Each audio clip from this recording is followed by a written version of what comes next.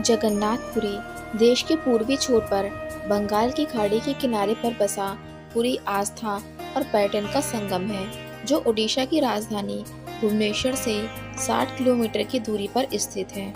पुरी को देश के 4 धामों में से एक माना जाता है। स्थानीय मान्यता है कि कई वर्ष पूर्व नीलांचल पर्वत पर स्वयं भगवान नील माधव जगन्नाथ निवास करते थे।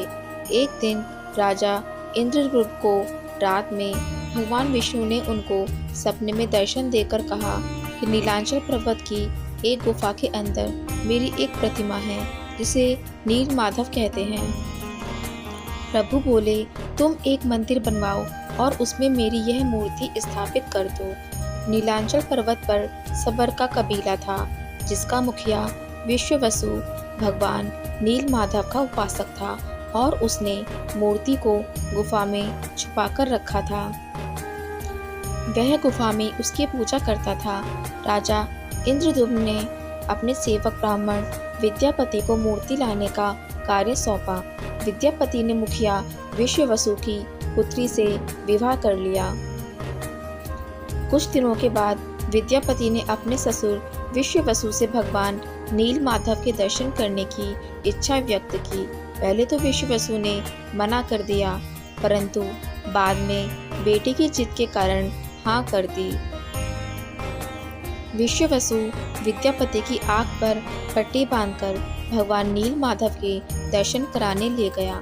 विद्यापति चतुराई करके जाते समय रास्ते में सरसों के दाने गिराता गया और बाद में सरसों के दानों के जरिए गुफा से मूर्ति चुराकर राजा को दे दी। विश्ववसु भगवान नील माधव की मूर्ति चोरी होने से बहुत दुखी हुआ। अपने भक्त के दुख को देखकर भगवान भी दुखी हो गए और उसी गुफा में वापस लौट गए। जाते समय उन्होंने राजा इंद्रद्युम्न से वादा किया कि वह उनका एक विशाल मंदिर बनवा देगा तो वे उनके पास जरूर लौट आएंगे। राजा इंद्रद्युम्न ने एक विशाल मंदिर का निर्माण करवाया और भगवान विष्णु से मंदिर में विराजमान होने के लिए प्रार्थना की।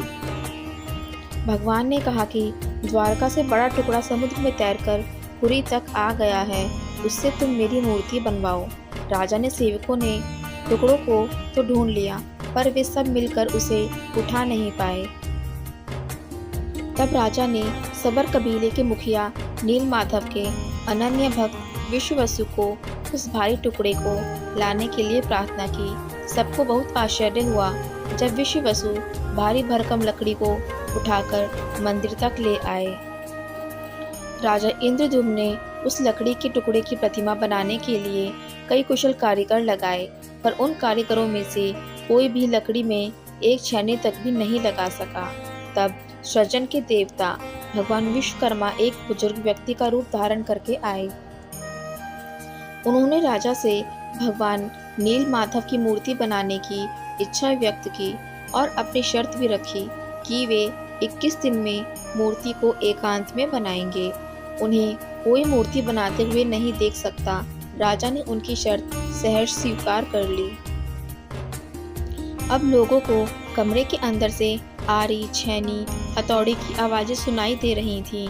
इसी बीच रानी गुंडीचा, जो राजा इंद्रद्युम्न की रानी थी, दरवाजे के पास गई और उसे कोई आवाज सुनाई नहीं दी। उसे लगा कि वह बूढ़ा कारीगर मर गया है।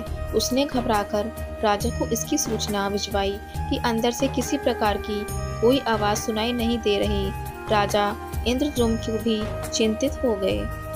उन्होंने शर्त की अनदेखी करते हुए कमरे का दरवाजा खोलने का आदेश दिया। जैसे ही कमरा खोला गया तो बूढ़ा व्यक्ति कहीं दिखाई नहीं दिया और कमरे में 3 अधूरी मूर्तियां प्राप्त हुईं।